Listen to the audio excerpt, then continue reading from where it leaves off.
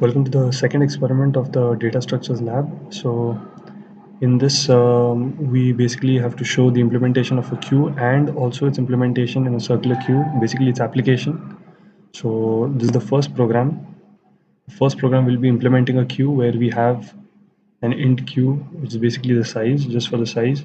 We have a front pointer, rear pointer, and a queue size to store the size. We have a constructor to initialize our class queue, a function to check if it's full, empty, an enqueue function, a dequeue function, and a display.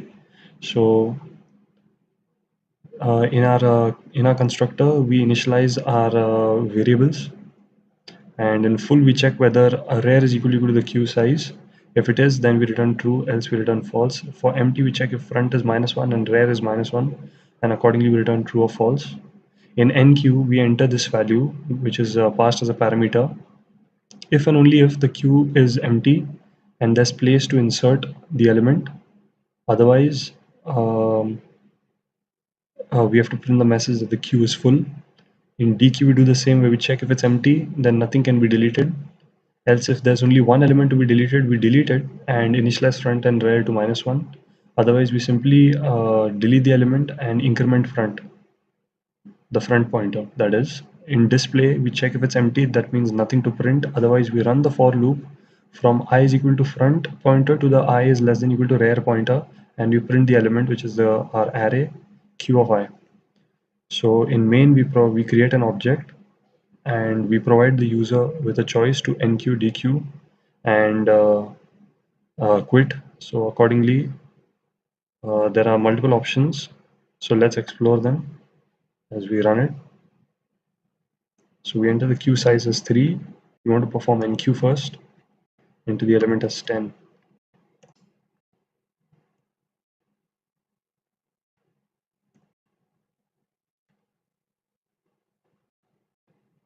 So now that we have entered our 3 elements, let us display.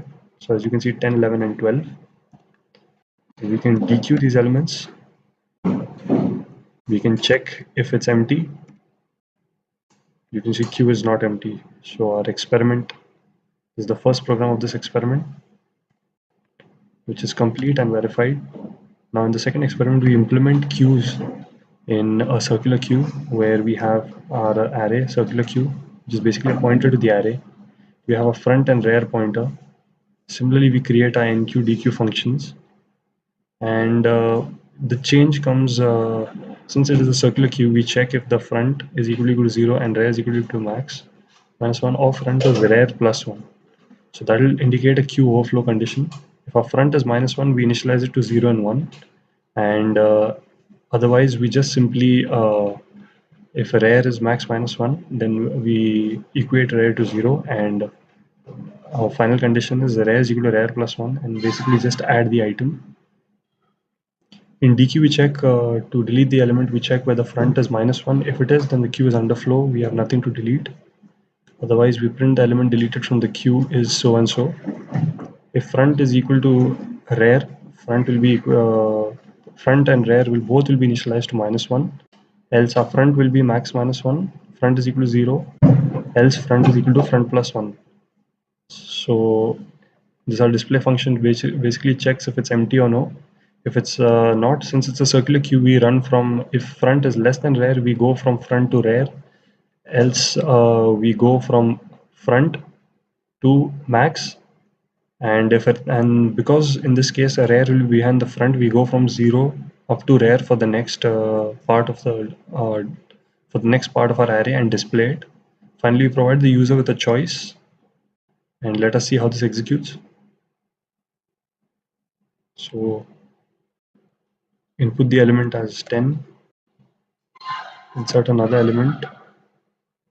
In the queue, we'll insert 12. Now when we delete, element deleted from queue is 10. We enter our choice, 3 to display. So as you can see, we have only 12 to display and 4 is to quit. So our experiment 2 is complete and output is verified. Thank you.